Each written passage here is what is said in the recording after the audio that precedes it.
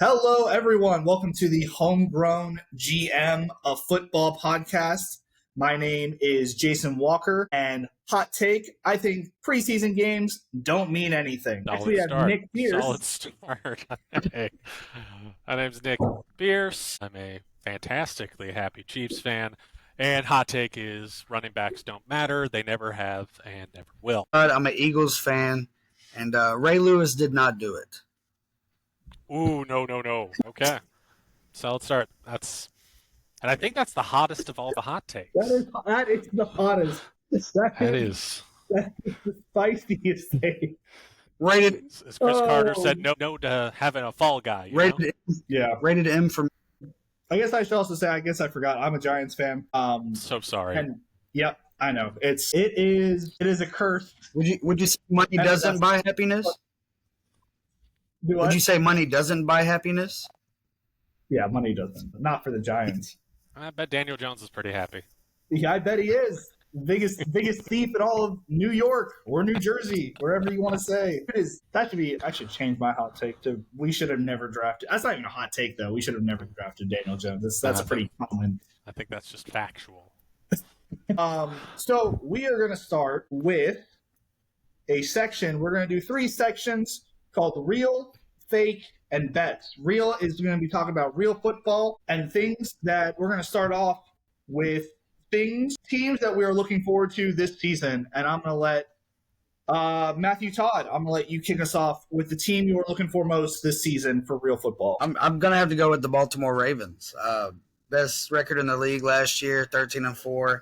I don't know if I can say they'll have the best record this year.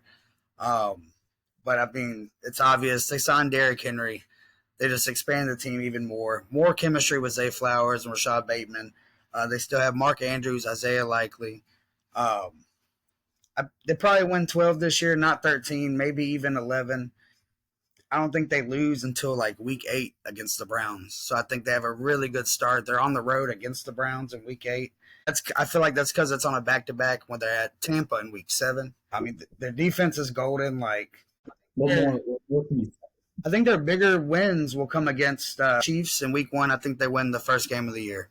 Boo. I think it happens. Be a fantastic opening for sure. Turn around week 3. I think the Cowboys as well. I think they can beat the Cowboys. Early, they're going to be hurting. If CeeDee Lamb comes back, I just don't feel like it's going to be the same as it has in years past. They're one of their only other losses against the Eagles in week 14. They have another back-to-back road stint, and then it's right before their bye week where they're probably going to be looking forward to their bye week. And so I ultimately have them winning 12 games. Their line is set at 11.5. Real spicy is 3.5 division wins, which I think is very possible. It's a fantastic division. It's probably going to be the best division in football this year. It's hard to call who will be last place. It's going to be a good season for that division. That's all I got. Nice. I think my biggest question with a team like the Ravens is how are they going to do with continuity on that offensive line? They're replacing 3 starters from one year over the other. That sort of thing tends to send big red flags to me. But they have a 2-time MVP at quarterback. They have, as you said, Derrick Henry at running back, and they have a great coach, John Harbaugh. I think that's the thing that I'll trust more than, question marks. I feel like these are the people that constantly integrate new people in and play a Ravens style of football. I think it's wise to just say, hey, I trust John Harbaugh to get that line ready to go and to be able to perform. So I think, getting 12 wins, definitely a good possibility for a team like the Ravens. Yeah, I think the probably the biggest thing that's stopping them is the division, right? They probably play in the hardest division of football. They got to play Pittsburgh twice, and you can say what you like about Pittsburgh. They're a tough team every year. You got to play Cleveland twice. They've got a rocking defense, and they're adding pieces. You've got the Bengals, who are maybe a little inconsistent, but are overall like recognized as a good team. So there's immediately 6 games that are like super tough immediately. So it definitely can swing a lot of ways. I definitely I like them though. They're high flying, right? They're trying to put points up. That's always fun to watch. They have the fourth hardest schedule according to Thing. Yeah, that winning that According to division the makes that thing. schedule hard. And I think Cincinnati's a bottom five schedule this year as well in the division. They are sitting kind of. It says they have a easier strength of schedule. They're sitting like the sixth easiest. Yeah, So, I mean, Joe Burrow being hurt and losing a bunch of games will make that schedule a lot easier. absolutely.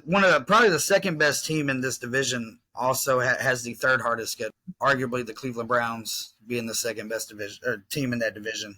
Maybe, like you said, we'll have to see how Joe Burrow's coming off that injury and how their changes will affect. It's spooky anytime you have someone throwing the ball with an arm injury, and so yeah, gotta see him stay healthy in order to actually do anything with it. Although Jake Browning did fine last year, so it was okay. Nick, who is the team you're most looking forward to? I think it's an easy one, but it is absolutely the Houston Texans. I mean, you want to talk about a team that was super fun to watch. C.J. Stroud was incredibly impressive as a rookie. I mean, threw for just over 4,100 yards, 23 TDs to 5 INTs in any kind of year is good from any kind of quarterback, not even just a rookie. I think DeMeco Ryans really showed that he has a good grasp on how to actually run a team. It wasn't, somebody that was just a name. Oh, he used to play for the team. Let's make him coach. No, he definitely picked up things when being an assistant, really had that team in control. And then I think you have to look at the wide receiving core as just awesome. I mean, Tank Dell was great last year. Nico Collins is good. Robert Woods, and then adding Stephon Diggs to that on that 1-year deal. I think Stephon Diggs is somebody that can end up being a cancer in a locker room, but it's pretty easy to stay in line when it's a 1-year deal and you're hoping to get paid.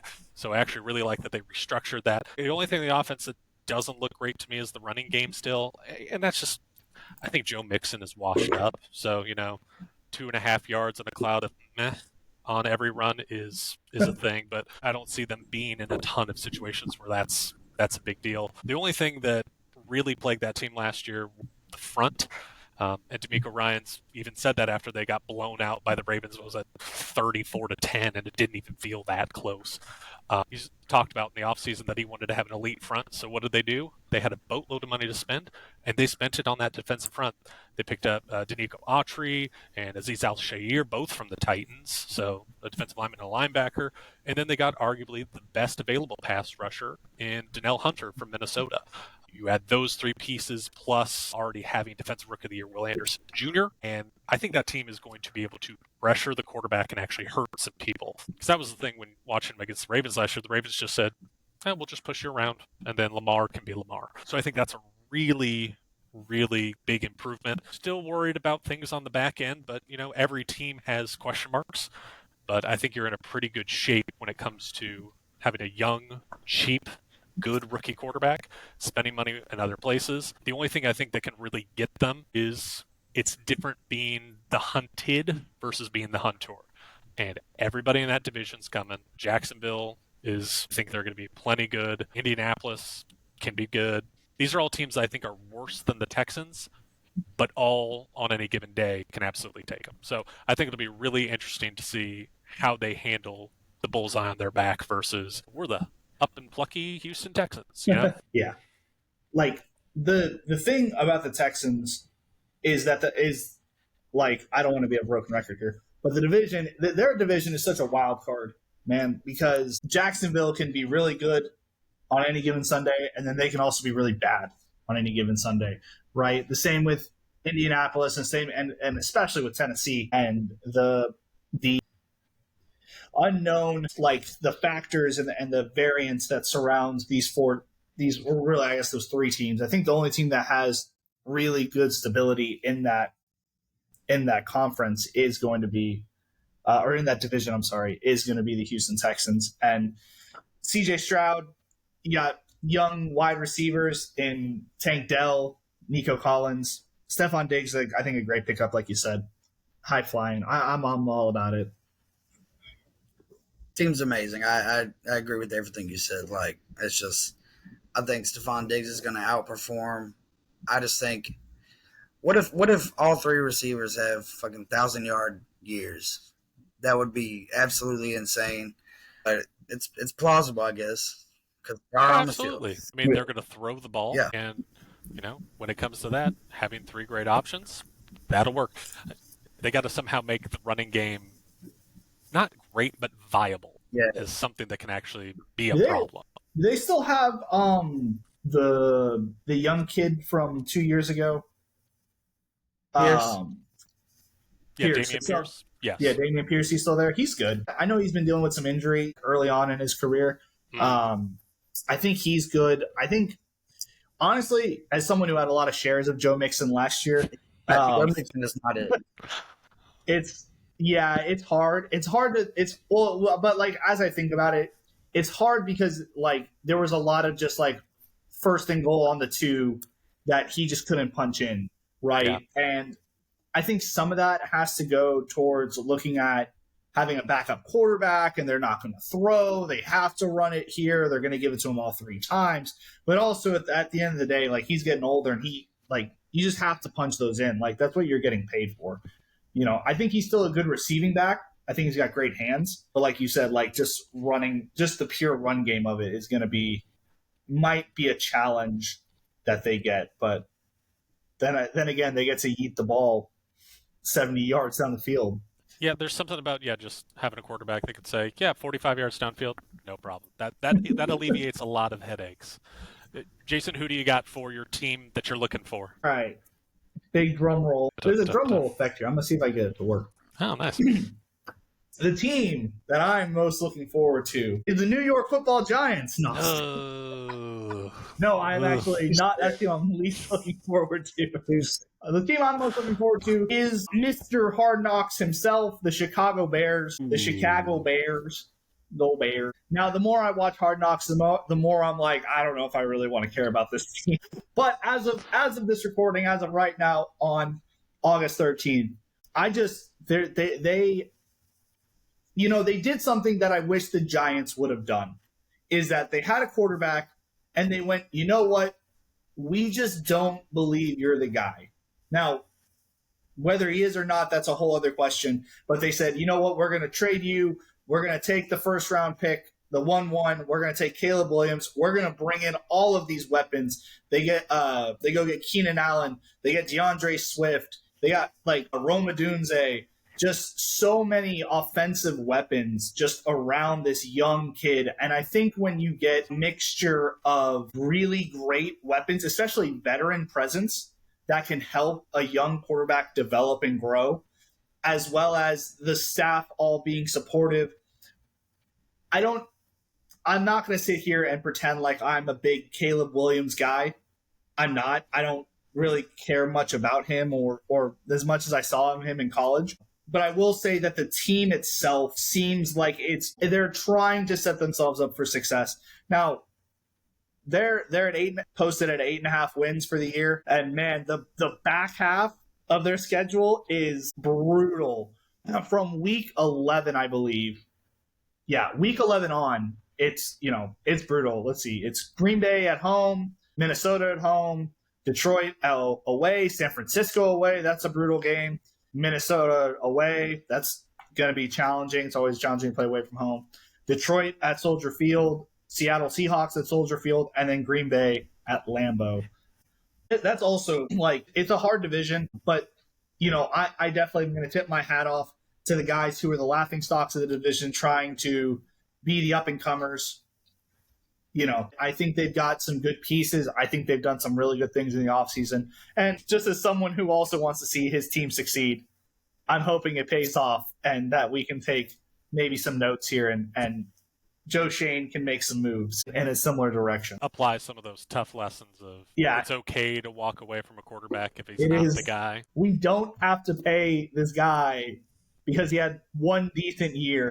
And the other thing is, man, I am going to say this. I think Justin Fields kind of gets caught holding the bag a little bit, going through that many head coaches to the organization is everywhere. There's they only have DJ Moore. They had to do a lot to trade for him as well. And, say what you want. The kid battles, the kid competes. I'm interested in how Pittsburgh uses him, but I don't think it's fully his fault. But I do think it was the right move to move on and start anew. Yeah, I think the tough thing for Fields is, Russ isn't practicing in Pittsburgh, but he did have 2 fumbles in a preseason game, so that's never a solid start either. So, it's never entirely on the quarterback, but he is the most important part of it. Yeah. Justin Fields, 2024. I don't give a Can you imagine if Pittsburgh went to like a 2-quarterback system? Oh, God. I guess. I know. Justin Fields is souped up Taysom Hill. Justin Fields is the new Taysom Hill. There you go. He lines up at tight end. He lines up at running back, wide receiver, quarterback. But there could be some play action option type stuff. Yeah, I'm not saying there's not some fun stuff for them to do. No, but yeah, I mean, we'll just again wrap up with all the weapons Chicago has. I think it'll be high flying. I think there'll be a lot of fun games. I think we'll look back. I don't know if they make 8 games. If I had to, if you put a gun to my head, I'd probably take the under. Oh yeah, 7 or 8 games maybe. We'll look back on the season and be like, hey, you remember that? Like the Bears were at least fun to watch, where they were not fun to watch last year. They were absolutely. If they were playing, you were kind of like, yeah, click, no, thank you. Yeah, kind of like the Detroit Lions 3 years ago. Wasn't there, but you could tell that it was coming. Yeah. I think that's a really good spot for the Bears to be in. I think they're in every game. I think they're in a majority of theirs this year. Lose, like they're going to be in some games for sure. But at 8, 9, I'm more worried that so I'm a big believer that when it comes to close games, obviously the football bounces a certain way, right? And that happens. But I think a lot of close games are determined by your coaching, and I just don't know. Matt Eberflus is the guy I would want to back. I'm open. I'm not saying he's not. I'm open to being wrong. But I think right now I would be like, maybe if this doesn't work out, maybe we go in a different direction. I think that's more than fair. So moving on to our next segment is our fake portion of the podcast, or the fantasy portion, and we will start our fantasy portion in our preseason players. Let's start with our under the radar guy. Who is our guy who is just maybe getting overlooked in some fantasy drafts that could definitely provide value for your team? Does anyone want to start? I mean, I'll go first because I think I got a deep cut. My under the radar guy is Curtis Samuel, now in Buffalo. Very deep cut. Yeah, it's under the radar for a reason, but I'm going to start off talking about Curtis Samuel with a list of quarterbacks. Cam Newton, while he was a backup, Teddy Bridgewater, Kyle Allen, Taylor Heineke, Sam Howell, and Carson Wentz, the football team version. Those are the quarterbacks that Curtis Samuel has got to catch passes from. In every individual year, no quarterback had a rating over 90 or over 60 when he was on the team. And now he gets to actually play with a competent quarterback in Josh Allen. Also, there's a lot of catches out there. There's going to be plenty of volume. You have Stephon Diggs going to the Texans, and then you have Gabe Davis now down in Tampa Bay, if I remember. Tampa Bay or Jacksonville. Is it Jacksonville? He's in Jackson. Okay, in Jacksonville. But that's 2 main targets that are no longer on this roster. So there's plenty of things available to him. Now, he's still just going to be a slot guy, but I think that's okay. I think there's going to be plenty of work available with Khalil Shakir out on the outside. And then how quickly does a rookie like Keon Coleman get brought into the fold? I think there's going to be some room there where Josh Allen's going to go, I'm going to throw to the veteran. I'm not a huge Keon Coleman guy. He didn't get separation in college. I don't see that changing much once you get to the NFL level. And I at least know that Curtis Samuel can get open in the slot. So I think, as somebody is being drafted really deep, I think this is somebody that you can go ahead and say in the back of your fantasy draft that there's a reason for optimism. Whether it ultimately pans out, who knows? I can't read Josh Allen's crazy mind, but I think there's plenty of opportunity there for a guy that's going to be available late in a lot of people's drafts. So Nick, are you saying to try to where are you taking him? Where is Curtis Samuel falling on just a round, just a Sure. sort of round kind of I thing. think this is a guy that you can go ahead and pick up in rounds 9, 10, 11. I mean, you're looking at pretty deep for this. I don't think he's somebody that you're in some places, especially if you're in like a 10-team league or something like that, he might even be drafted. But in a 12-team league, I think it's worth picking him up, especially if it's in a PPR league, because I think this is going to be Josh Allen needs a safety net sometimes that isn't Dalton Kincaid.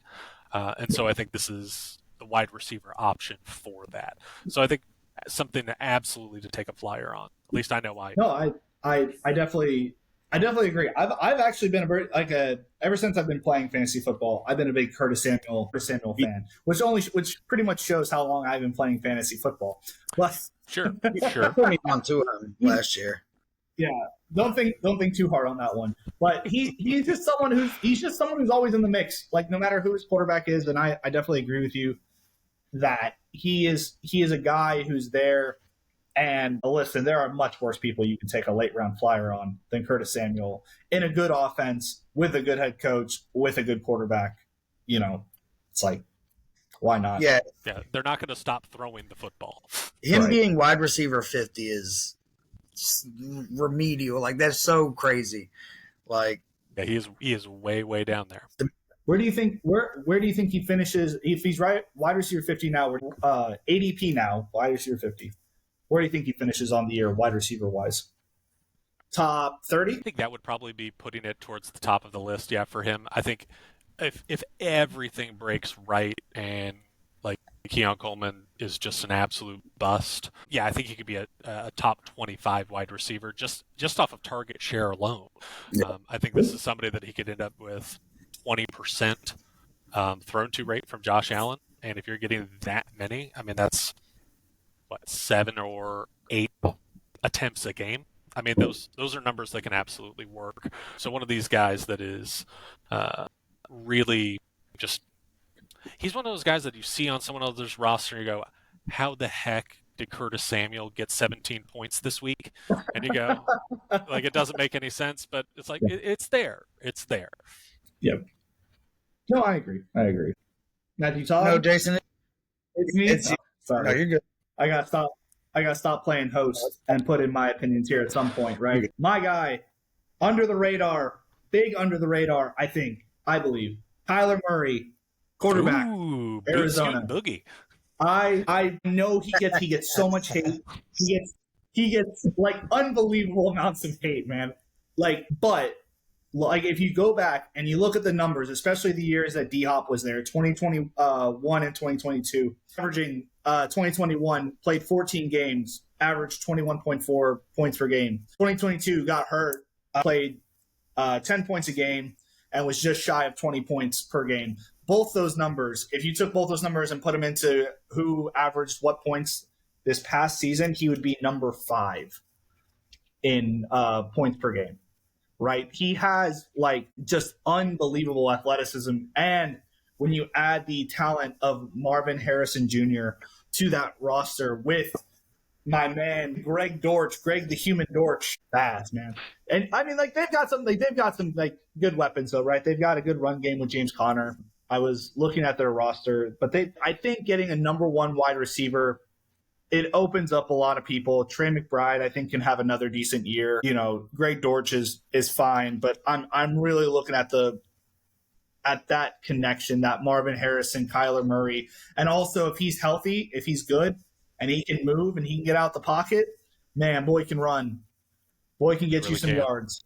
So, and he's going so late, and I get it, right? Because there's a lot of good quarterbacks. You know, you could get.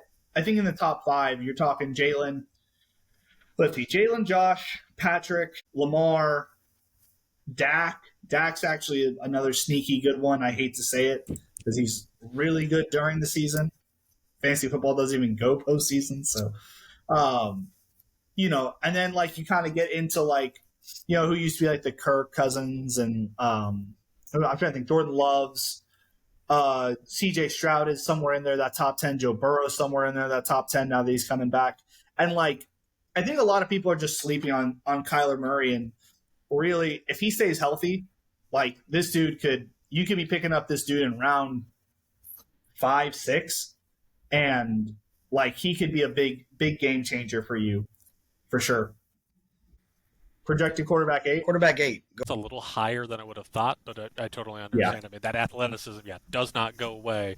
And there's something funny about just watching Kyler. Just kind of, he doesn't look like he runs. It looks like he just kind of floats on the grass, and then he just accelerates forward. But yeah, I mean, he's someone that truly can scare you. And yeah, he hasn't had the greatest career, but if I'm a DC looking at him, what's the first thing I got to worry about? Well, we have a quarterback that can run, and also.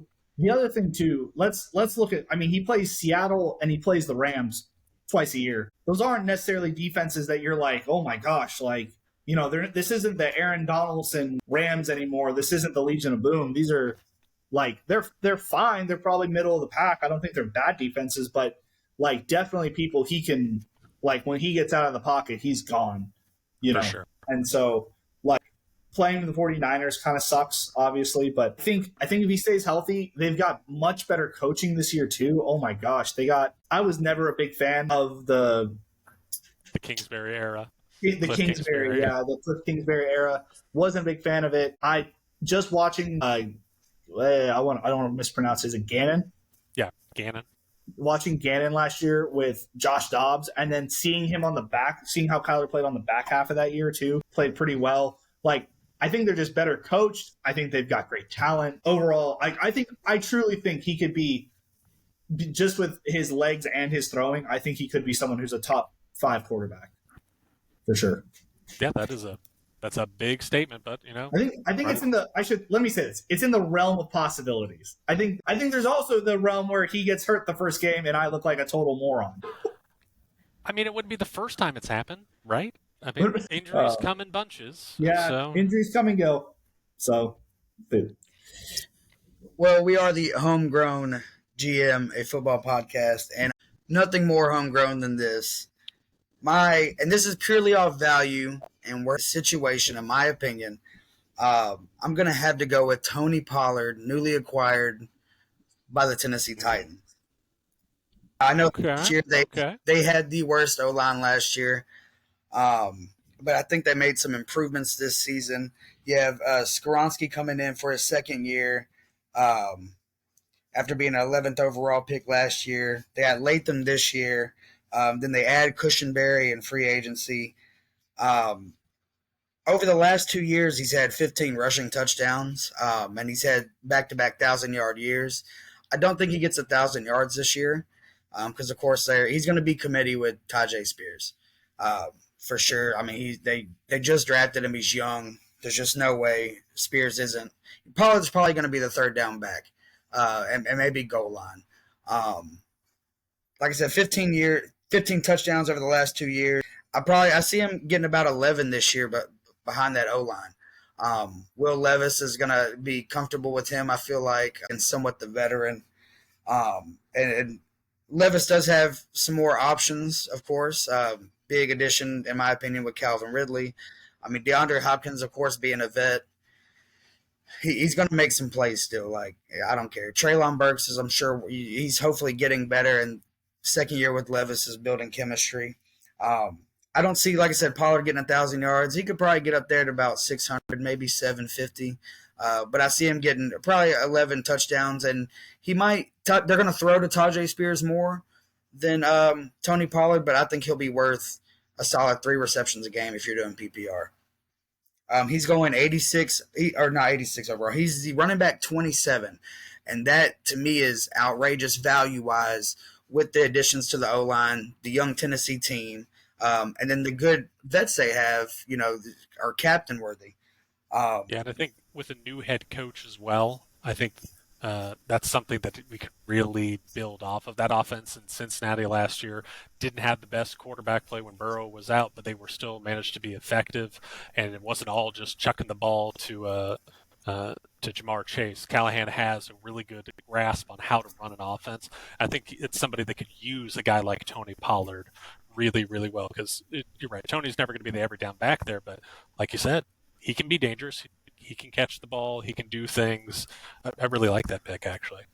He said running back 27. 27. Whew. That's late round, early 7th round pick.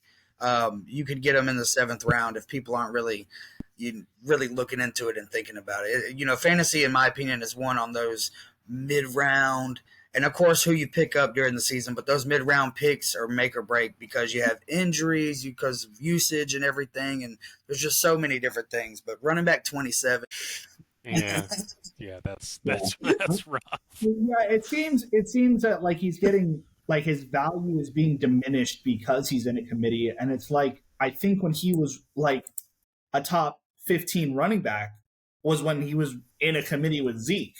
You know what I mean? Like he definitely adds the versatility to what you want that gives him the big play momentum and the ability to make those. So it's like I can't believe, because like I think last year they were saying he was like people were speculating last year for he might be running back 1. To have that kind of fall from grace year to year and not be injured, I don't know. That seems a bit. I agree. I think that's a bit ludicrous. I definitely remember last year. He was definitely supposed to be a little more than he was. I think he performed fair enough. He reached 1,000 yards on a pass happy team that ended up down a lot end of the year. 27 is crazy. Tajay Spears, like I said, I think maybe it's more of the expectation. The numbers probably indicate that there's more of an expectation because of the Tajay Spears' second year. They're going to use him. They used the draft pick on him. You know what I mean? So I think that's probably where it's. You don't acquire someone like Tony Pollard to not use him. You know what I mean? Like it's just no chance. For sure. All right, next up is our breakout player of the year. A guy we think is going to far surpass expectations, have a good year, and I am going to kick us off, make me bigger. I'm going to take Drake London. And my bold prediction, Drake London, for the first time in his career, since he's only played 2 years, finishes as a top 10 wide receiver this year. I definitely think it is something that's like in the realm of possibilities. I think he is unbelievably talented. I think the Falcons have done such a good job taking really good players and then not doing anything with them. Thank you, Arthur Smith. Yes. Thank you, Desmond Ridder. Thank you, Marcus Mariota. Like, get out of here. Like, they finally, like, dude, since, like, let's think about this, man. Since Matt Ryan, when he was good, has the Atlanta Falcons not had a quarterback? Like, this has been a long time. And just, so looking at just some of his numbers, right? Let me pull that up real quick. Looking at just some of his numbers, he averages 6.1 fantasy points a game with Marcus Mariota and Desmond Ridder. Like, he is going to get a huge, massive upgrade with Kirk Cousins. And a lot of this is if Kirk Cousins can stay healthy, right? But I think even if Kirk Cousins gets hurt, Michael Penix Jr. behind, I think is still an upgrade from where they were last year. Like I think the quarterback room last year was just an absolute, just ungodly disaster, right? And so you've got this kid who's got massive talent. They've got a great running back that opens the pass game. They've got Kyle Pitts, who also like takes some not targets, but takes some pressure from the defense off of him. And also the division is so bad. Oh my gosh. It's soft. Yeah. It's not the toughest in football. It's definitely not the toughest in football. Man. Yeah. It's just, man. So he gets to play 6 games where they're never like the game script should never really be bad for him. You know, like they have a semi decent schedule this year. 11. He's going wide receiver 11. Wide receiver 11. Well, maybe top 10 then isn't that big of a shot, but I don't know. I think he has the I think like what we've seen with Kirk Cousins with guys like Jordan Addison, Stephon Diggs, Justin Jefferson. I'm not necessarily saying he's a Justin Jefferson, but I'm saying that with like he's been able to make some plays, and he's a guy who's going to go from averaging 6 points to he could be averaging like 14 to 15 points. Yeah, that makes tons and tons of sense. And I think having a coach that actually wants to use all of his weapons is going to be a big change. I mean, Kyle Pitts has been in some lonely island for 2 or 3 years now. Bijan Robinson, for some reason, was not the running back one, and actually having competent quarterback play is definitely the straw that stirs the drink. So, yeah, Drake London definitely could pop Yeah, off for sure. I think he could. I really do. I think he could definitely. Kirk ends up hurt or for whatever reason. And like you said, it'll be interesting to see. But Bijan's still young. They still have Kyle Pitts. They have some weapons. Atlanta, but Atlanta's probably winning that division. And it'll go through the chemistry of Drake London for sure. And I mean, wide receiver top 10 is definitely. Yeah, I'm not. I think if Kirk Cousins gets hurt, which is a very real thing, right? He's older, and Michael Penix takes over. Then there's definitely big question marks. But with Kirk Cousins back there, I think he's just a guy who can just get him the ball in open situations where he literally just couldn't get that for 2 years. Like hard to be a good wide receiver when you can't get thrown the ball. Correct. Yeah, and especially having a quarterback that takes every sack known to mankind. Yeah. Doesn't leave you in lots of good spots. All right, so I'm going to go next with my breakout, and I'm staying in division because no, sir, Drake London will not be the biggest breakout player. It's going to be Chris Olave in New Orleans, and I'm going to say don't love the quarterback. I'm starting out there. Derek Carr was not a top 10 quarterback last year, and to be honest, he's the biggest reason why Olave might not be a top 10 wide receiver this year.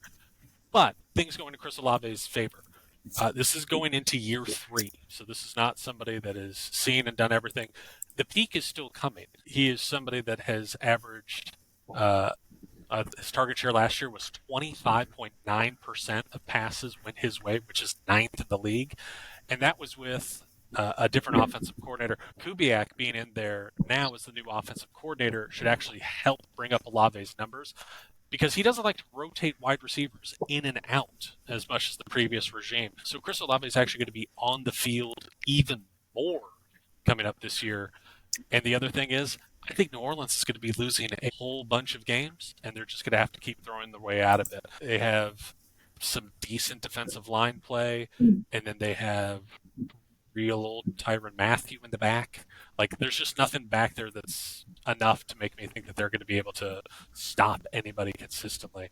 And it's the reason why it's fake football, guys. They're not going to win a ton of games, but you know what?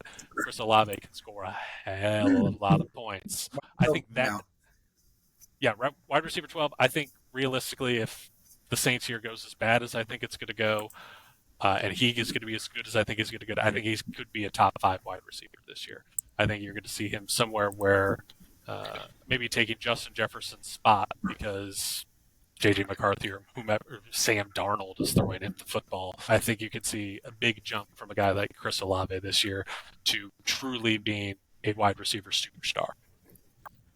At some point. Yes. I wish you could see. But just chuck it up and hope. Hey man, that's the beauty of fantasy football, right? Your team does not have to be a good football team for them to produce good fantasy football players, man. Sometimes it does not always correlate. I would say they'll probably be in a good amount of games, at least within the division. Their defense improved a little bit. They end up getting Chase Young in free agency. So it's of course it's not a one man band, but still having Tyrann Mathieu and out there, and their defense has always been at least top 12. I feel like consistently over the last maybe 8 years. It's going to be on Derek Carr. It just really is. If he can have stats of a top 15 quarterback, that'd be great. But the thing that really worries me is New Orleans had quite possibly the easiest schedule for a quarterback last year, and Carr was just blah. And so that's the only thing that scares me. But luckily, he's good enough to always have an okay year when the contract is getting late. So, why not? He'll have hopefully some sort of a bounce back, and I won't look like an absolute jackwagon for saying Chris Olave is going to be a top 5 wide receiver this year. Allegedly the 5th easiest schedule. So there we go. We'll see how that goes. Well, I'm gonna have to kind of, I guess we're gonna say break out because of a real life, but I think the fantasy value kind of carries over. I'm going to go with Garrett Wilson. We have 2,000-yard seasons. That's with Zach Wilson, Mike White, and then even his first career game with Joe Flacco. I mean, his first career game was crazy. It was he had 8 receptions for like 89 yards, but it was kind of, like I said, with Mike White and It's Cougar Hunter, sir. Cougar. Oh, Cougar Hunter. I'm sorry. Rated M. BYU, my friend. BYU. I mean, it makes sense though. I mean, the 1,000 yards, but I guess that's somewhat easy when you're the only one to throw to. But only 7 touchdowns on his career so far. Quarterbacks coming.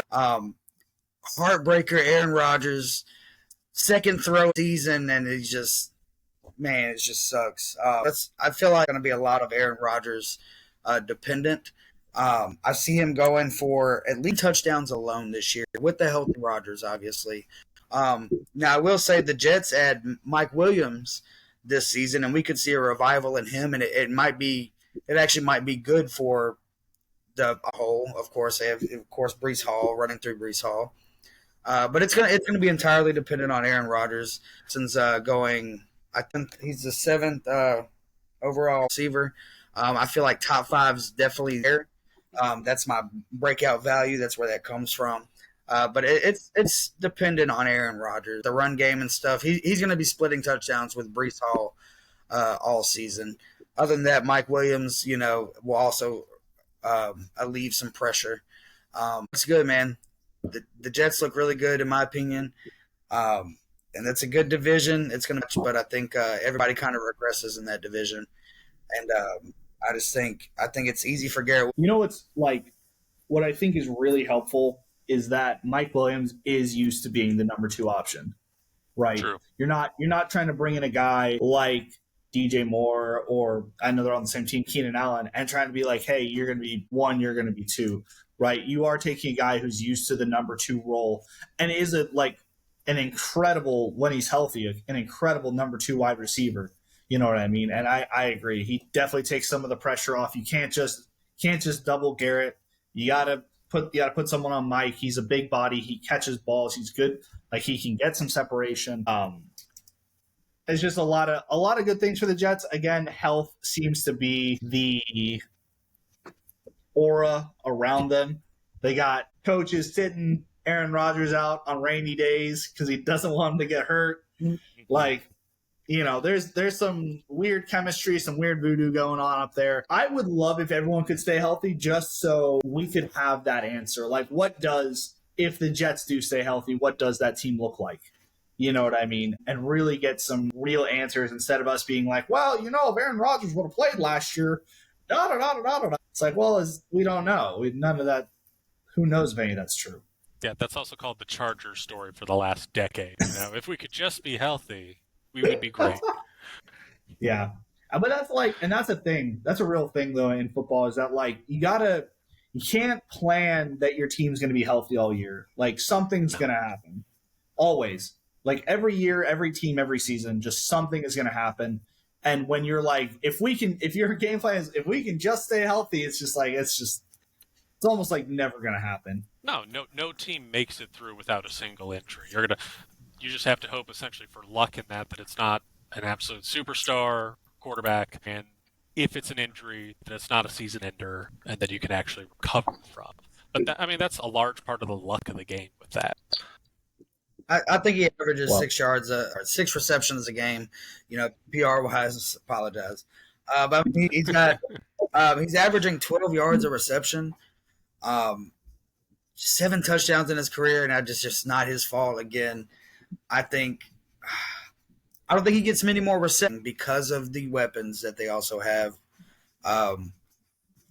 Yeah, I think Matt, Todd, and I are kind of on a similar page with the better QB play. It just, your wide receiver just raises up right to that next level. And it's, dude, 7 touchdowns in, was it 2 years, 3 years? 2 years. It's, how many? I would love to see how many red zone drives the Jets have had in those 2 years. Like, how many times have they been within 20 yards? Like, how many of those touchdowns were 30 plus? You know what I mean? It's, if you're never driving the ball down the field, it's very hard to score. It's very hard to get touchdowns. it's hard to make those plays all the time.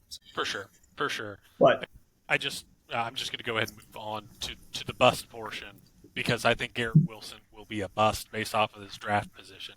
Now, what did you say? He's almost averaging a top 10 wide receiver right now. Wide receiver 7. Wide receiver 7. 10th overall. 10th overall. God, with only 7 touchdowns. Now, I'm going to take this with a grain of salt. That Garrett Wilson is incredibly talented, and I think yes, if things go right, he should be a top 10 wide receiver all day, every day. However, there's nothing but boobery that surrounds him all the time. Aaron Rodgers has treated this offseason with no regard for the team. Couldn't even bother to call the staff to say, hey, when's mandatory minicamp? No, I'm just going to schedule a trip to Egypt. It'll be fine. Boo. Also, he's coming off an injury and he's going to be over 40. Let's not also forget when his last year in Green Bay was not particularly good. Everyone remembers the back-to-back MVP years because those were awesome. But he had another year in Green Bay where he was not particularly good. And then I look at the coaching. Daniel Hackett is a confirmed boob. I mean, he's just a yes man to Rodgers, and I don't see any way of saving that. Robert Saleh is a DC in a head coach's body. And so it doesn't necessarily make him a boob, but I guess he's got boob-like tendencies because he can't command that team. And then going up to the GM, Joe Douglas, another boob. I mean, you bring in old lineman to protect an old quarterback, and then you make a trade for Hassan Reddick without a deal. And so now you're in a holdout with an important piece of the pass rush. It's just boobtastic. It's just boobs everywhere. So if everything breaks right, Wilson absolutely is a top 10 wide receiver. But with all these boobs around him, I don't see how he can overcome that. And so for him to be wide receiver 7, I have no way of believing that can be the thing. Like, if things go the way I think they could go, we're looking at wide receiver 18. I mean, yes, 1,000 yards, 80 catches, 3 or 4 touchdowns. Like, that's in the cards. I mean, nobody wants to talk about it, but Rodgers very well could get hurt again. I very much subscribe to the Cam Newton theory. You're never hurt until you are, and then you're just hurt. I think we're at the Aaron Rodgers is just going to be hurt stage of his career. So Garrett Wilson's awesome. I don't think he's going to be a top 10 wide receiver. I think you're looking at closer to 20 than you are to 10. And so drafting him that high, I think creates a lot of value that you're missing out on other guys that really could actually live up to the hype, not have to rely on, night retreat Aaron Rodgers. Now look, man, if Rodgers goes down, I got one of Jason's favorite people ever, Tyrod Taylor, at the helm. I do like Tyrod. He'll throw it to him. I get the buzz factor for sure. I get the buzz factor for sure. It's very possible. It's his 3rd year. It's just kind of like a tell-all, really, and unfortunately, absolutely. Yeah. Does it feel like the Jets are trying to emulate kind of like a New England Patriots kind of thing, right? They've got a head coach who's a DC. They've got their offensive coordinator is kind of a boob who just kind of lets the old veteran quarterback run the show. Mm-hmm. You know what I mean? And the GM is just like, yeah, we've got Tom, we've got Aaron. This feels more like, how do we all save our jobs? And it was, well, we couldn't draft a quarterback, so let's go get the old veteran that is probably past his prime, but it could be good enough. And then what do we do with everything else is just pray that everyone's healthy. Like, it's not a great plan, but it's definitely I may only have 1 year left of this job. Let's make it. I do think they throw the kitchen sink this year. Like, they go all out on, like, I think if middle of the year things aren't working, you might see them do all sorts of crazy things with trades and trying to pick up people and cutting people. Like, I really do think Robert Saleh feels the pressure for his job this year, and he is going to be like, yeah, let's all out whatever we have to do to get wins this year to try to make the playoffs this year. I definitely. It just can all collapse so quickly. I mean, we saw it last year. What was it? 4 plays, and then the year was over. Like, 4 plays. The chance of that happening. Yes. Third play flag. Yeah. Also, I think it's good to mention to people that when you get non-contact injuries in football, especially football, they tend to linger continuously year to year, and that's because it's not because it's a muscle thing. It's a your body thing. It's not like, oh, Aaron Rodgers was like sprinting. It's like, no, he dropped back to pass and his Achilles popped. Like it's a not like, and it's a very obviously injuries have come with their variances, but it is very uncertain that following year. I do think non contact especially is like you might be done. Like your body might literally be saying, "I'm done. I snapped." For sure, for sure. Like if I snapped my Achilles just walking to the kitchen, I might just think I'm not going to walk again. Like it's Yeah, over for me. Like it's done. So to try and come back and lead a football team, yeah. I mean, it's just about him getting older. Like you don't bounce back. This isn't Adrian Peterson coming back 6 months after he tears up his knee. No, this is an old guy trying to come back. Also, like, I am going to say, I was on the Aaron Rodgers hype train. Will he come back? Will he not come back last year? I really, really, really, really just wanted him to show up that last game and just play, just do something. I don't know. I don't know what I wanted him to do, but I was like, tell him, yeah, that ashwagandha stuff, that's what you...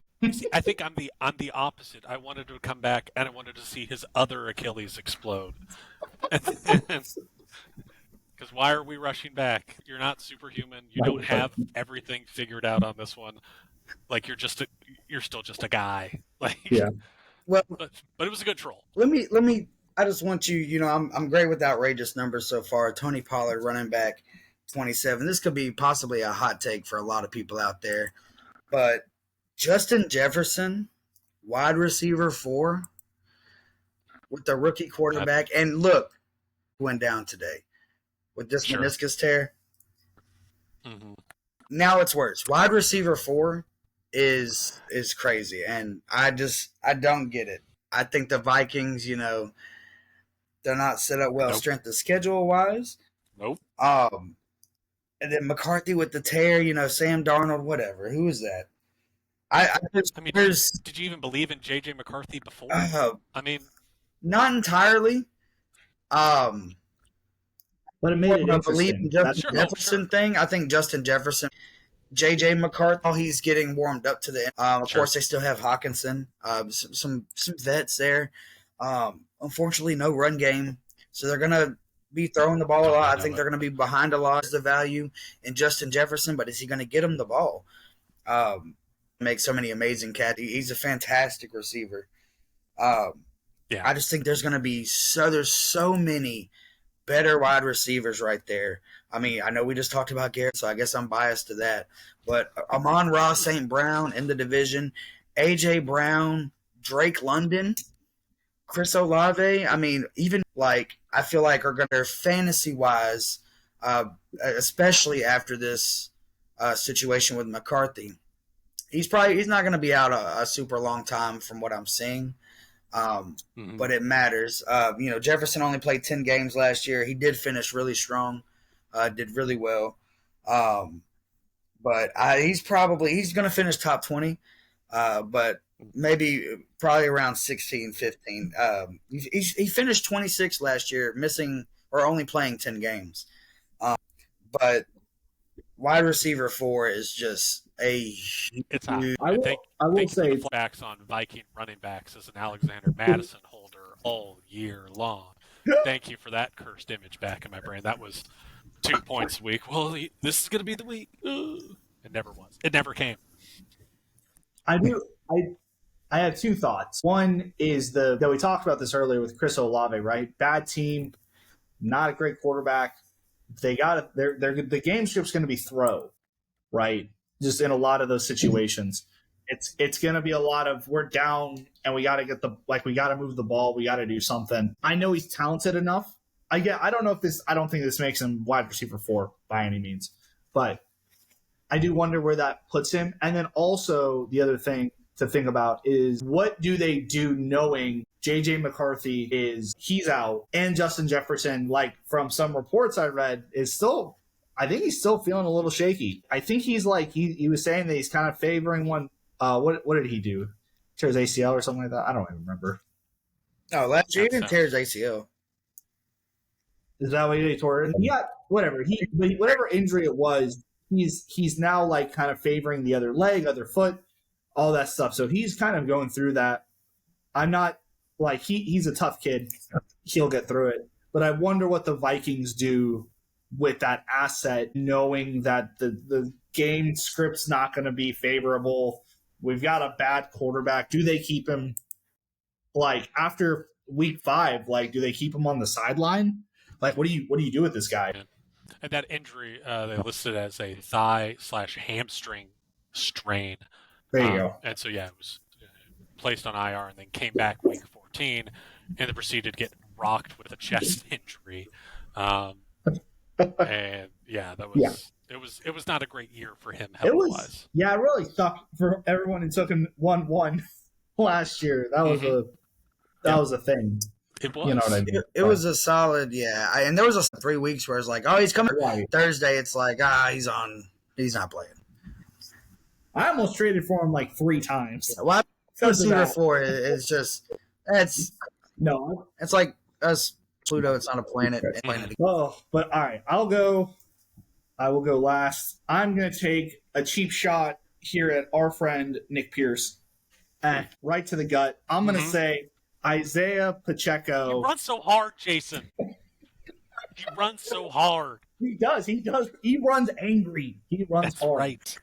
I'm not saying he doesn't. He runs so hard. But oh my gosh. Let's talk about this. Isaiah Pacheco, last year, 7 games, less than double-digit fantasy points. This was a team in other years has not relied on the run as much as they did last year. They were big on the run last year. I understand, and what I think a lot of people are going to say is like, well, he did get some receiving work. It's like, and he did down later in the stretch. He had 44 receptions for 244 yards. Gosh, I'm surprised it's that much.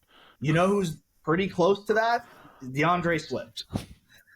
DeAndre Swift had 39 receptions for 214 yards. I'm not saying he's going to lose you your league. Like, I'm not saying like stay away from Pacheco. He's definitely like way out there. I just think that they have better weapons at wide receiver this year, right? I think they're going to let Patrick cook again this year. They're going to, Travis Kelce gets his fair share. Rashid, as long as he's playing, we'll see what the we'll see what the U.S. law has to say about that. Mm-hmm. But, no charges have currently been filed. He's going to play. It's okay. It's okay. It's okay. I love it. But Rashid Rice had a great year. He's going to come back. He's going to demand a lot of attention. Xavier Worthy, that's a rookie. I think we could be seeing a Tyreek Hill-ish kind of receiver, a guy who could just do double moves and burn you just down the field. You know what I mean? And so I don't see the game script being super great for Isaiah Pacheco. I think he'll be fine. I think he'll finish top 20, probably. I can't think of 19 better running backs that I'd rather have. But I think top 10 is definitely outside. I don't think he'll be top 10. I think he'll finish outside top 10. I think in reality, I think he finishes closer to 15. One running back 11 right now. DeAndre Swift. I'm going to go ahead and sink my Chiefs claws into this one. I think you're absolutely right. Pacheco is a guy that doesn't do a whole lot of damage out of the backfield catching the ball. They've always had someone else to be able to do it, whether that was Spencer Ware or in the last few years, Jerick McKinnon. There's been a change of pace back for third down. Now, things coming out of training camp are that Pacheco's really worked hard in the offseason on catching the ball and has looked okay at it. The more important thing, he's actually looked okay at blitz pickup, because that was the thing about Jerick McKinnon. Yeah, he's going to be able to catch passes out of the backfield, but he's also going to be able to pick up a linebacker and at least slow him down and protect Mahomes. So I think if you want to drink all the Kool-Aid, maybe Pacheco all of a sudden becomes a viable receiver. I just don't think guys develop hands at the NFL level. Like, you've either already had them or I mean, you are what you are. So I don't see that changing. And then also, I'm going to go ahead and throw it out here on the first podcast. Get ready for the name Carson Steele, running back from UCLA. The Chiefs picked up as an undesignated free agent. Did a 20-yard run and broke through a few tackles. Was running back, I think, 4 going into the preseason game. He got work with the ones today. So this very well could be something where maybe Pacheco doesn't have to run as hard all the time and they can actually find somebody else to do it. Because otherwise, Pacheco's just going to break down. He's not a big guy. Just runs like a toddler that stole something, though, and it's so entertaining all the time. Yeah. The other thing is that they have just, like you were kind of saying, they've just always kind of had a running back by committee, right? And I don't think there's already a lot of touches, and you're already having to split those up, right? Clyde Edwards-Helaire, I don't understand it, man. I don't get it. But for whatever reason, Andy Reid loves this dude. Yep. He wants him in there sometimes. Why? Who knows? And then like you're saying, and now they've got this rookie or undrafted free agent, I'm sorry, Still rookie, yeah. Who also runs hard. There's just a lot of touches to go around, and it's hard. It's very hard to be a top 10 running back inside a committee when you're not only the goal line back, when you're not and again, the Andy Reid offense is get the ball to everyone, right? For sure. So he's not even guaranteed red zone, or not red zone, I'm sorry, goal line work or anything like that. No. Nope. He just isn't. And that team doesn't have touchdown vulture at a running back position, but his name's Travis Kelce. He gets a lot of touchdowns. It's okay. He does. You know what? I haven't heard a lot of people talking about Travis Kelce lately. I'm not even on the Taylor. I guess, I don't know. I've just hadn't come across my For You page or whatever. But sure. I haven't heard much about him at all. A lot of hype last year. 6th overall last year. Saw in our league take Burrow because he felt like he had to. Don't hate yourself. Sure. Definitely did not have to. You didn't have to. A lot of other players. Yeah, didn't help that he gets hurt the week before the season starts, and then I think was playing catch up the whole year of trying to be healthy. But that wide receiver core was so bad, you had to play him as hard as you could. When you have guys like Kadarius Toney throwing the ball to Detroit Lions on opening night, whatever. That could have been better. Top 3 play all time right there. Rob. Oh God. Lock him up and free him. Yeah, also get ready for Travis Kelce to post, Are You Smarter Than a Celebrity? Similar to Are You Smarter Than a Fifth Grader? So it's coming. Just be ready. It's coming. Well, it's a good man right there, man. The Chiefs look good. I don't know about a three-peat, but they're never out of it. Never out of it. Andy Reid, get that man another cheeseburger. Get that man another cheeseburger. Extra. All right. You want to take another quick little break? Warning. The following segment is comprised of 3 donkeys giving their opinions about bets that will most likely be making for $1. The following is meant to be entertaining and enjoyable and are not actual locks or guarantees. Please gamble responsibly. Yes. That checks out. Yes. That checks out. But to the fun part, to our look to the future bets, what are we looking at? We're looking at division winners here. Starting with you, Nick, AFC East and NFC East, who do you have? And I will tell you why you're wrong. Well, I'll tell you why you're wrong. Yeah, I mean, my pocketbook tends to tell me why I'm wrong a lot anyway, but, for $1, that's okay. So I got the lovely task. For the AFC East, I'm still going Buffalo for winning this division, and it could just be being too simple. But I think when you have a coach and a quarterback that work well together and win football games, as long as they're still around, I don't see a reason to give up. Josh Allen is still a premier talent at the quarterback position. McDermott has proven that he's at least been good enough to win 11, 12 games, be in competitive games in the playoffs, not necessarily winning them all. But, I mean, I feel like every other head coach in that division doesn't produce enough. I like Mike McDonald down in Miami. I think Robert Saleh, like I said, is 2 defensive coordinators in a trench coat trying to act like a head coach. There's just nothing there that makes me think that McDermott and Allen aren't the way to go. Could be wrong, but I doubt it. And then for the NFC East, how about them boys? I think Dallas will still end up winning that division. And yet again, Mike McCarthy is milquetoast as a head coach. I don't think he adds a ton of value, but I think you have a head coach in Philadelphia that I think might actually have his quarterback literally hate him in Jalen Hurts. I don't see that relationship didn't work last year, and everybody's still back. Relying on OC and DC to change things up, and then the rest of the NFC East they're fine. Like it'll be entertaining, sneaky like the Commanders, but I think Dak is in a contract year until he gets paid, and he very well may just say to Jerry, I'm playing it out and I'm going to get paid anyway. It worked well last time, even though he broke his freaking leg. He still got the bag. So I think there really is a thing where Dak might just go crazy to CeeDee Lamb all year, and that'll be good enough to win 12 games and win the division and then lose in the first round of the playoffs.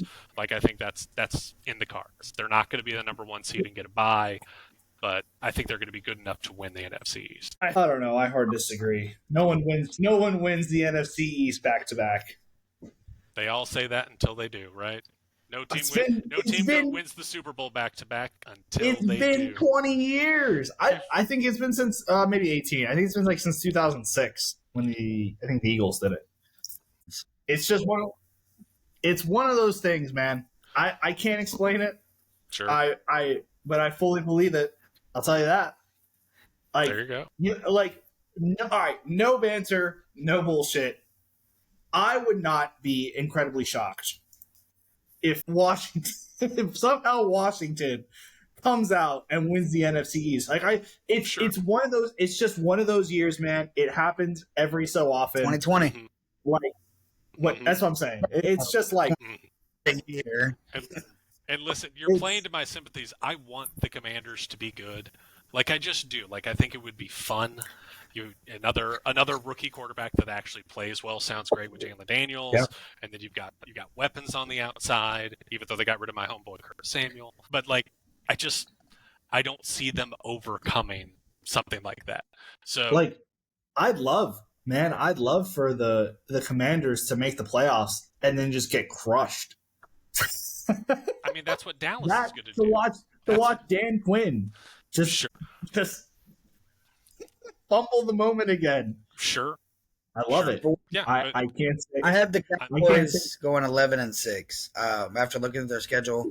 So it's likely they'll win the division. But I think the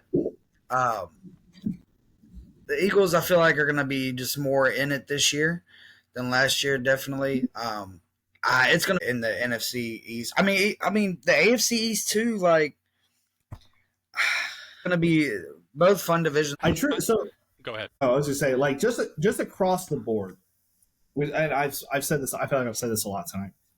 The conferences, just the moves everyone made. A lot of people are going for broke this year, right? There's a lot of tough conferences, and with that, it becomes a extremely high variance field, which can just be like, sometimes in these fields, man, sometimes you get like, the Cardinals who end up like going to the playoffs, right? You get like the Commanders, never the Giants, but never the Giants, yeah.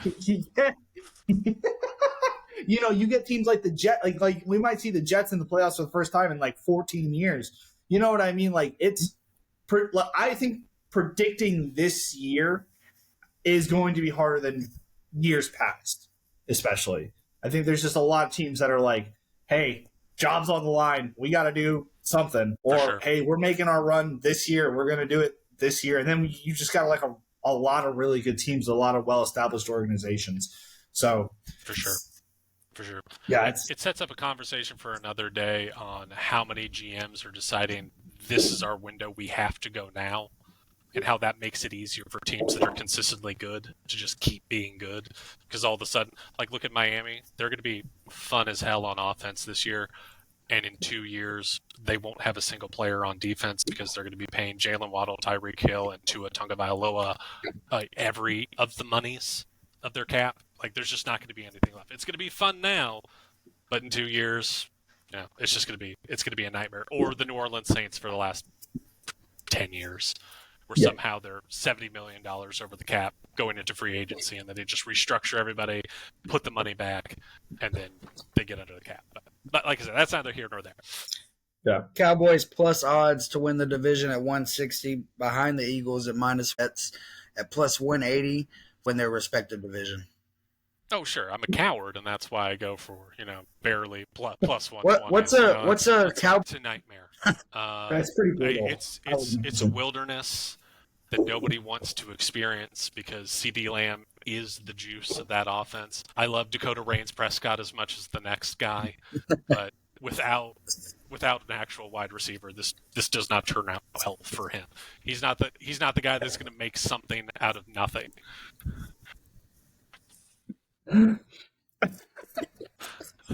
But let me jump back to saying, so I was looking at it today or yesterday. It was like NFC South.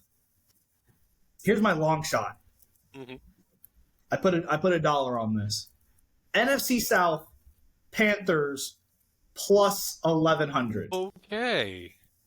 I mean, you could have just handed me $1. That was fine. That's fine. I don't know. This one, listen. Hold on, let's look this up real quick. Who the Panthers play? They kick off to the Saints. Definitely can win that game. They then play the Chargers. Definitely can win that game. And then they play the Raiders. They definitely can win that game. There is a world where the Panthers go 3-0 to start the year. Yeah, well, what I'm saying is that you listen again. This is my absolute long shot. I'm not saying this is great value. You should do this now before they're plus 50, like 550 or whatever. Like, I'm saying this is the highest it's going to be. If you have any faith, if you have any sort of I'm going to take this long dart throw for $1 to win 11.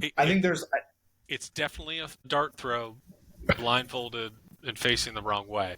Like there's no chance that they win that division. But if you want, maybe you can get a sweat for the first half. I'm banking. I'm purely banking on the fact that everyone else is so bad. The whole division sucks. The whole division, like all the GMs in the division are like, it's like everyone's ridiculous. Okay, like now, obviously, I think the Falcons. I think we all came to a consensus on the NFC South and the AFC West was that the Falcons and the Chiefs. It's pretty hard to make a very serious thing to start the year with everyone healthy. It's very hard to say otherwise. My two, I'll jump into more serious topic. Let's see. My two were the NFC West and the AFC North. So with the AFC West, there's obviously I do think there's some contention, especially with the injury to Christian McCaffrey, how serious that is and how that plays out through the rest of the year. I do think if he stays and the defense doesn't play as well as it did last year, played lights out last year, right? We can see I have the 49ers taking the division. But there is a world out there where I think the Rams definitely could be the NFC West champs. Mm-hmm. I don't know what it is, man. I just do not believe in Seattle, at all. I have as a real NFL team to do real accomplishments, I have zero confidence. I don't know what it is. It's Geno Smith. It's Geno. I mean, he hasn't been that bad, but it's just a lot of inconsistencies and it's not that good either. Yeah. Your wide receiver is DK and wide receiver is Tyler Lockett, and that's been the same song and tune for 4 years. And where's that got you? You got Njigba, who's wasting his first years with Geno Smith. You got Kenneth Walker, Zach Charbonnet, who's wasting their years with Geno Smith. It's not just Geno Smith, but the aging receivers who are, Metcalf's not passing. Yeah. I don't know. And I think maybe the Cardinals could give a run, but they need a lot of things to fall their way. They would need they would need the 49ers and the Rams to drop some games, and they would need to come up with some big wins. I don't think it's completely out of the question, but I'm not I wouldn't buy it per se. And then the AFC, and then we talked about the AFC North a little bit. So tough, brutal division, like year in year out, very physical. I'm gonna take the Ravens. Makes sense. I think kind of like the stuff that Matt was saying at the top of the show. There's just so much good things happening there. Zay Flowers coming back. He had great connection with Lamar. Derrick Henry opens up a lot of the playbook. Like, he's going to be way better than Gus Edwards. And, like, there's a lot of good things. I know they lost some defensive pieces, and we'll see how that works. And we'll see if Lamar stays healthy again. That was a big question last year. I think we're going to hear a lot about it this year, too. Like, can he stay healthy for 2 years? But when that dude's on the field, man, you got to respect him. You gotta watch him, and you can't, like, Mark Andrews is good, Isaiah Likely is good. There's no one spot on that field where you can just, like, attack. So For sure. we'll see. I think all of that's going to depend on what I think the Browns would. I don't know. Joe Burrow. We'll see what happens. A lot of question marks around him, but the Browns, man, like, I don't know. I think Deshaun I'm just not- sucks. I think Yeah, that's where we're at. And so how good That's can just- they be if your quarterback sucks? That's just the thing, man, isn't it? He's just bad. He's been Like, bad. he's not. He's been there. This is 3 years, right? Mhm. Like, he hasn't done anything. No, washed up Joe Flacco played better. This will be his Right? year. Huh? But he's played. He played. Did he? Is this the? Is it? He played a couple games 2 years ago, and then last year the full season, but not the full season because he got hurt. It's something like that. Even if he has another season in there, like, he just hasn't been the same guy. Leaving Houston. Yeah. You know what I mean? It's just like massages in Houston. yeah, yeah. It's like a nightmare. And who's backing him up? Is it still Dorian Thompson Robinson? I think so.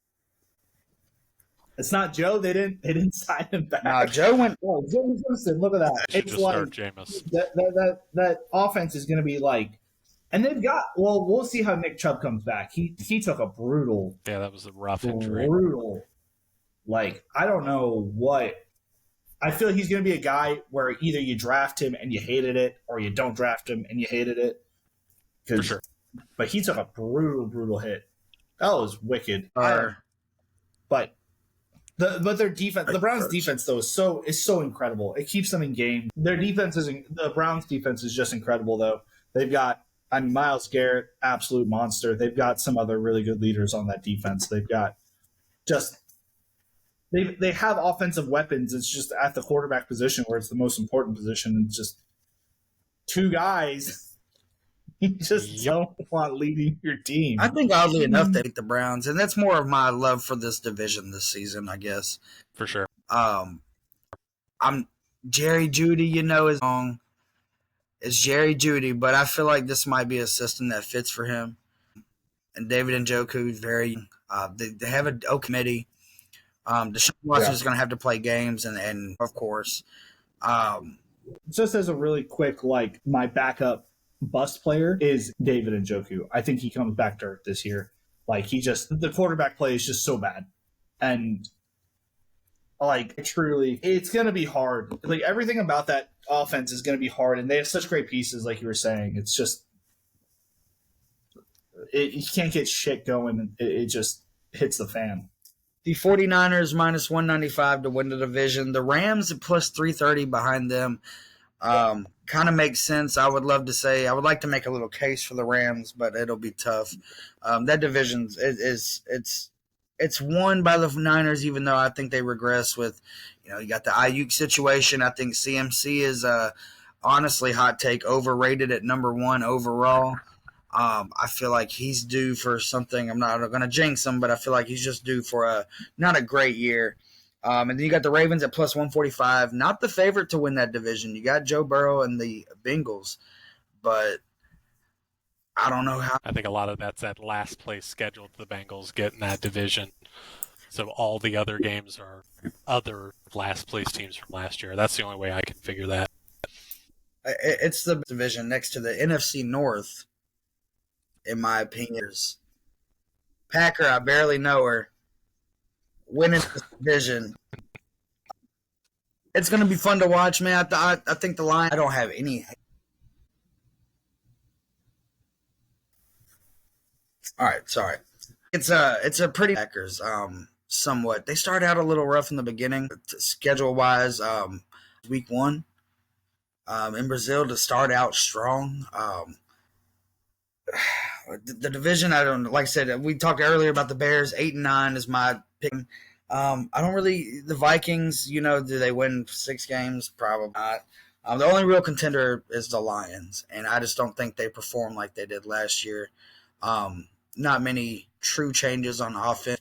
You have Jahmyr Gibbs and Laporta, St. Brown, Young, Jamison Williams is probably going to finally get a whole season and actually do something with it maybe. But I think they still fall down a little bit. I think the Packers, their win line is at 9.5, and I've actually got them winning 11 games.